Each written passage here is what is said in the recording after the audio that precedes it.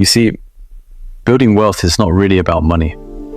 People think it's about numbers, about business, about strategy, about being in the right place at the right time.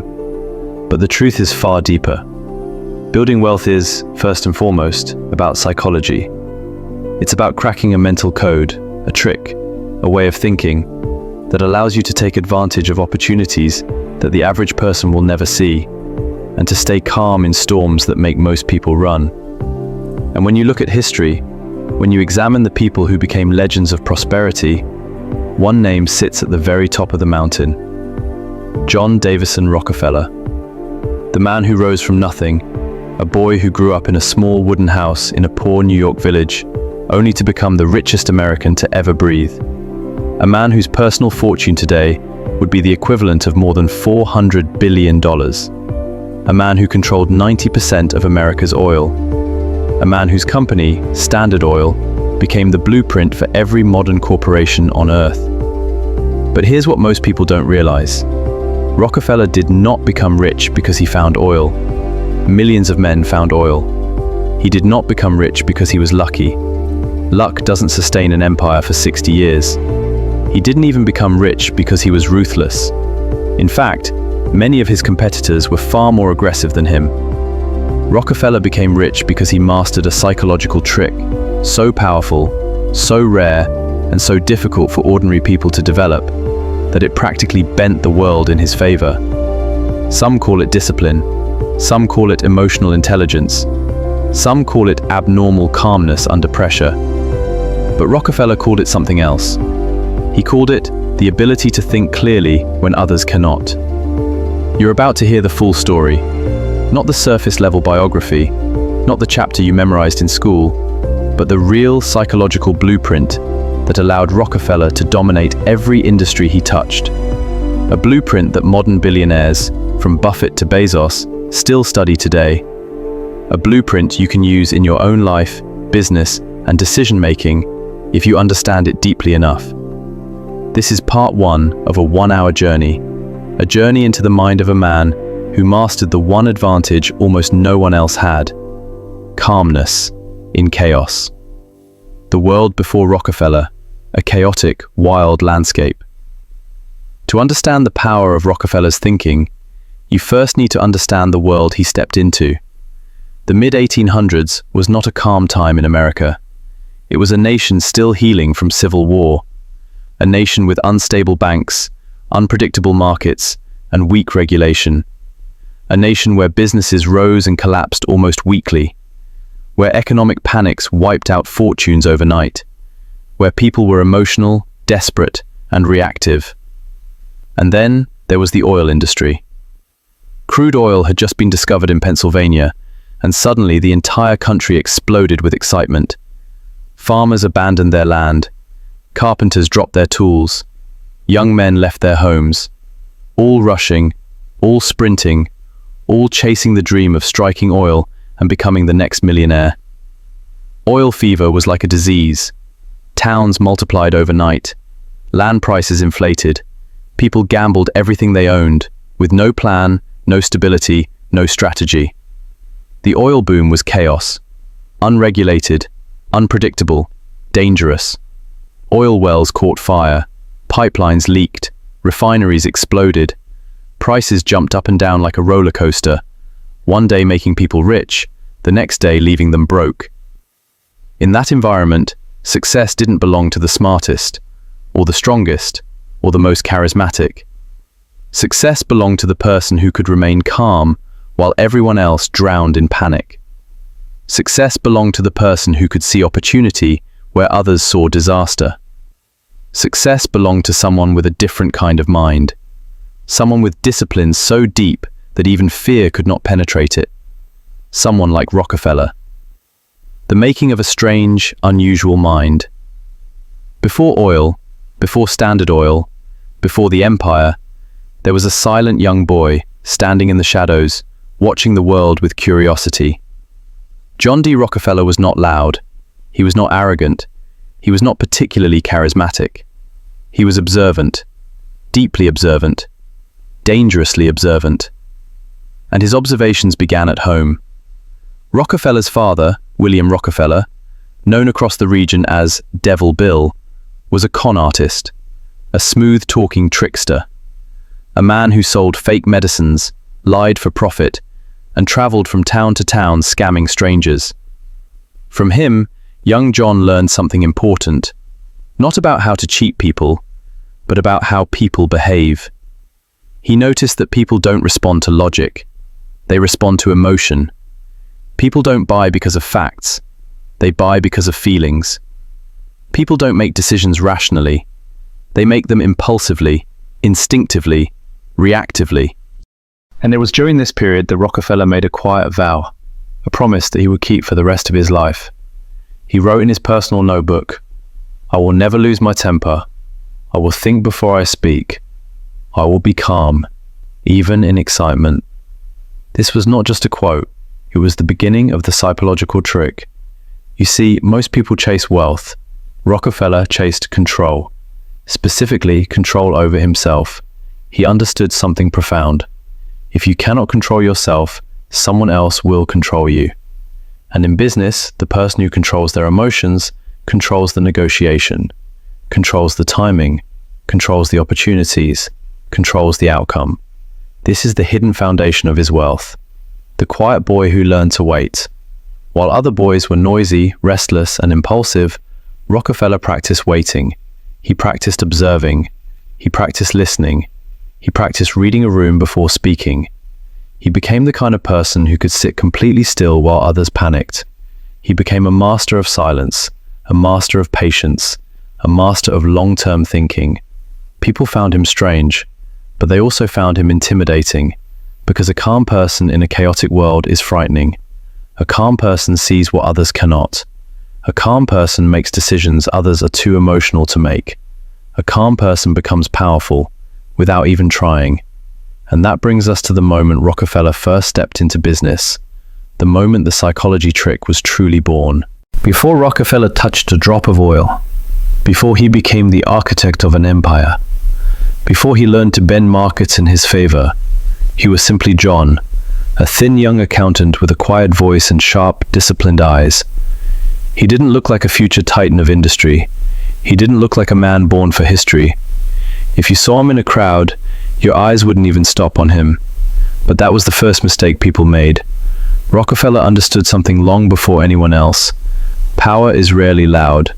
Real power is quiet, calm, and deeply controlled. And he was about to prove it. The first job, where the mindset was forged.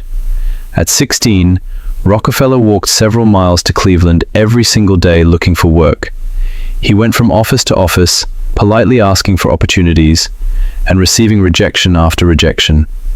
1 week, 2 weeks, 3 weeks, more than a month of no. Most people break after a few rejections. Most people quit. Most people lose confidence. Rockefeller did not. Why? Because he practiced the psychology trick before he even understood its full power. He detached his emotions from reality. He didn't interpret rejection as failure. He interpreted rejection as progress. Every no was simply one step closer to a yes. And finally, after 6 long weeks of trying, he was hired as an assistant bookkeeper. To most people, bookkeeping is boring. Numbers on paper, columns, ledgers. But to Rockefeller, bookkeeping was revelation. It was clarity. It was order. It was the opposite of chaos. And more importantly, it revealed the truth behind every business. Those who control costs and emotions control everything. He saw men making fortunes and losing fortunes because they couldn't manage money. He saw companies collapse because they reacted emotionally to temporary problems. He saw competitors explode in anger during negotiations and destroy deals that could have made them rich. From the safe distance of his desk, Rockefeller studied human nature like a scientist, and slowly he built his own internal rule book. The 3 laws of control Rockefeller discovered. In his early 20s, he developed 3 psychological laws that stayed with him until the end of his life. Law number 1, control your impulses, or they will control your future. Most businessmen of that era were gamblers, quick-tempered, easily manipulated, easily pressured. Rockefeller saw that emotional people were predictable, and that predictability made them weak. He decided emotion would never dictate his actions. Law number 2, think longer term than everyone around you. People were obsessed with quick money. Rockefeller found joy in slow money, money that grows like a tree, not like a fire. He realized something timeless. You can defeat 99% of people simply by outweighting them. Law number 3, remain calm in every situation, and every situation becomes negotiable. While others raised their voices, Rockefeller kept his low. While others panicked, he breathed slowly. While others reacted instantly, he paused, analyzed, and spoke only when necessary. Soon, he became known as the man who never rushed, never argued, never lost control. Like a chess master facing amateurs, he always played the longer game. The first business deal, where calmness produced real power. At 20, Rockefeller partnered with a man named Maurice Clark to form a small produce commission business. They bought grain, meat, and goods from farmers and sold them to shipping companies, railroads, and merchants. The business was good, profitable, steady, but as success grew, so did tensions. Clark was emotional, impulsive, anxious. He wanted to spend quickly, expand recklessly, take unnecessary risks. Rockefeller refused. He believed every decision should be measured, calculated, considered. This ideological clash intensified, and eventually the partnership was doomed. So the two men agreed to dissolve the business through an auction. Each partner would bid for the other's share, and the highest bidder would walk away with full control. Clark walked into the auction room confident. He believed Rockefeller was too young, too soft-spoken, too passive to win. But once again, Clark misunderstood the quiet man across the table. As the bidding began, Clark grew emotional, impatient, agitated. Rockefeller remained still, calm, emotionless. Bids increased, tension rose, but Rockefeller's voice never changed tone. Finally, he placed the winning bid. He bought the entire business, alone. And when the auction ended, he walked out, calmly, like nothing dramatic had just happened. But the truth is, this was the moment Rockefeller became Rockefeller. This was the moment he learned that calmness is not passiveness. Calmness is strength. Calmness is a weapon. Calmness is leverage. By staying emotionally controlled, he defeated a man older than him, louder than him, and more confident than him. This victory wasn't just financial, it was psychological. He proved to himself that the world bends toward the man who bends his impulses, and from that day forward, Rockefeller made calmness his identity. And then, the discovery of oil. But everything changed in 1859 when something miraculous happened in Titusville, Pennsylvania. A man named Edwin Drake drilled the first successful oil well. Black liquid shot into the air, and the modern world was born. Suddenly, America went insane. Oil fever swept across the nation like wildfire. Thousands rushed in. Farmers, gamblers, merchants, dreamers. Every man believed he would strike oil and become rich instantly. But Rockefeller saw something different. He didn't see oil as a gamble. He saw oil as a system waiting to be perfected, a chaotic opportunity waiting for someone disciplined enough to tame it. Most people ran toward drilling. Rockefeller ran toward order. While the crowds chased excitement, he chased stability. While others drilled wells that exploded, Rockefeller built refineries that lasted. While others gambled on luck, Rockefeller invested in predictability. This is the psychological trick in motion. When the world becomes emotional, the calmest mind becomes the richest mind. The oil age had begun. Chaos had begun. And Rockefeller, with his unnervingly steady mind, was about to rewrite history.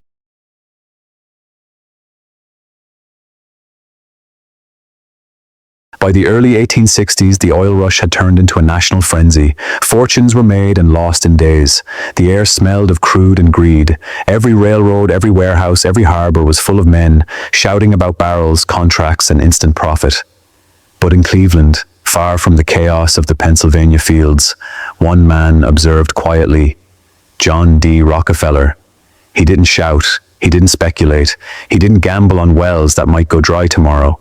He was studying something deeper. He was studying patterns, a pattern of panic.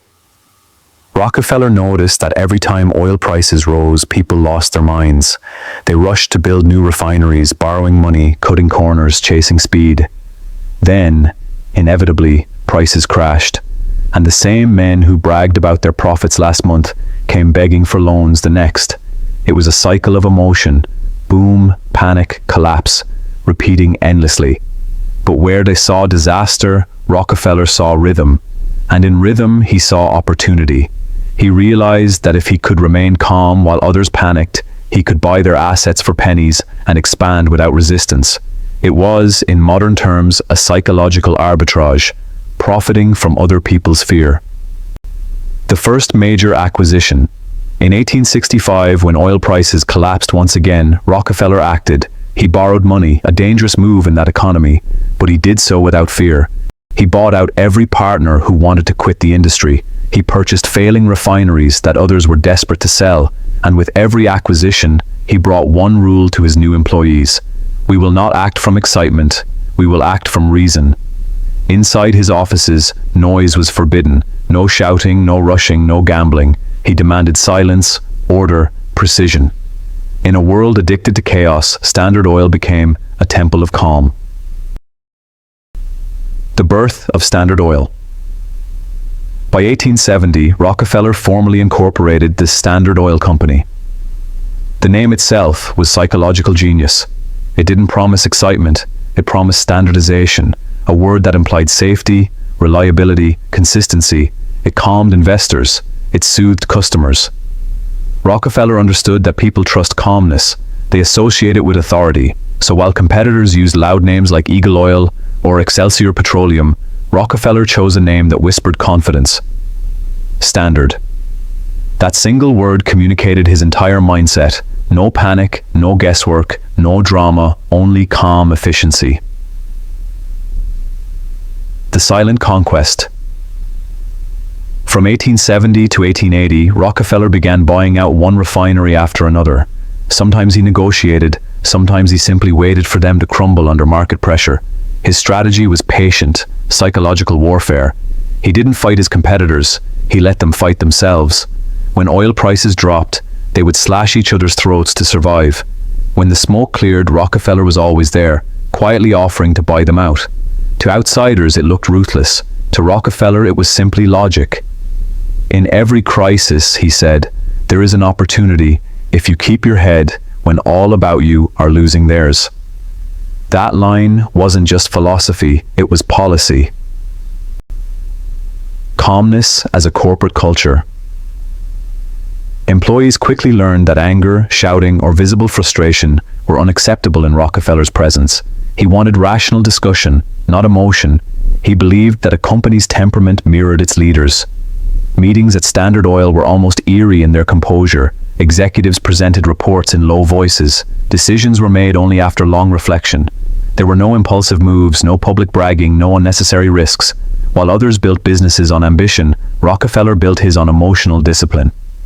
And this discipline gave him something few men ever possess: predictability. He could forecast outcomes because he had eliminated chaos from his own behavior. The Great Depression test. Then came 1873, the Panic of '73, a financial disaster that crushed the American economy. Banks failed, factories closed, thousands lost everything. Most oil companies went bankrupt, investors screamed, executives fled. But Rockefeller sat at his desk, calm as ever. He had been waiting for this. For him, panic was not tragedy, it was clearance season. As refineries sold off their equipment for a fraction of its value, Rockefeller's agents moved quietly through the markets, buying everything. When the economy finally stabilized, Standard Oil had doubled its capacity and eliminated half its competitors without firing a bullet. Calmness had become conquest. The psychology behind his silence. Why did this work? Because silence is uncomfortable. People fill silence with fear, with offers, with mistakes. Rockefeller used silence like a weapon. During negotiations, he would sit for long minutes without speaking, just tapping his pencil softly on the table. The other man, sweating under the weight of the quiet, would eventually talk himself into a worse deal. Rockefeller didn't need aggression. He let human psychology do the work. And this is where his trick becomes clear. He didn't try to dominate people. He dominated the emotional space. Once he controlled the emotional temperature of a room, he controlled the outcome of every discussion inside it. Turning competitors into partners. But Rockefeller wasn't purely destructive. He had another genius move that combined psychology and strategy. When he bought out competitors, he didn't always crush them. Sometimes, he offered them stock in Standard Oil itself. He understood that people are more cooperative when they feel included, when they think they're part of something larger than their ego. This was psychological judo. Use the opponent's momentum to make him your ally.